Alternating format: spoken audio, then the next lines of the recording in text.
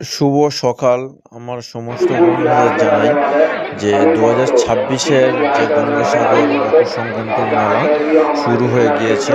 তো আমি এখানে এসেছিলাম প্রতি বছর ন্যায় এবছরও এসেছিলাম। আমার এটা নিয়ে ৫ বছর হচ্ছে গঙ্গাসাগর মেলা স্নান করতে যাওয়ার জন্য, যে পুণ্য অর্জন করার জন্য।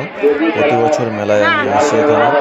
তো এখানে আসার খুবই কষ্ট করে এলাম, রাস্তাতে খুবই ভিড়। তো আসার পরে দেখা পাচ্ছি যে আমি এখানে পৌঁছেছি ভোর ঠিক ৩:৩০ থেকে ৪টের সময়।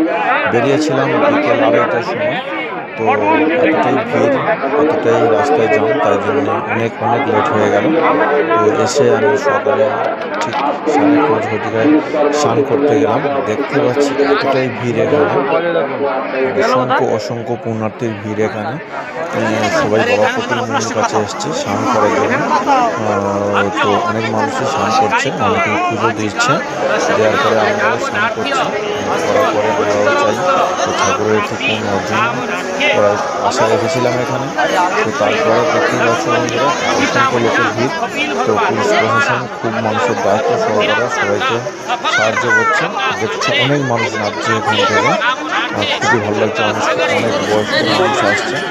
আর তারপরেই আমরা চলে এলাম পুজো দেওয়ার জন্য। তো বন্ধুরা দেখতেই পাচ্ছ পুজোতে এতটাই ভিড়, তো এতটা চওড়া করে এতটুকু লাইন করেছে। তবুও অসংখ্য লোক, প্রায় এখানে ২০২৬-এর ১.৫ কোটি মানুষের সমাগম হওয়ার আশঙ্কা আছে, যেটা পুলিশ প্রশাসন সেটা আমাদের সাংবাদিকদের মুখোমুখি বলেছে যে প্রায় এবছর ১.৫ কোটি মানুষের সমাগম হবে। তোমরাও আসো আমাদের গঙ্গাসাগরে স্নান করার জন্য, একটু পুণ্য অর্জন করার জন্য। আর আসার আগে সবাই ভালো করে সুস্থভাবে আসার চেষ্টা করবে। আর রাস্তায় খুবই সমস্যা আছে জলঘাটে। আর এছাড়াও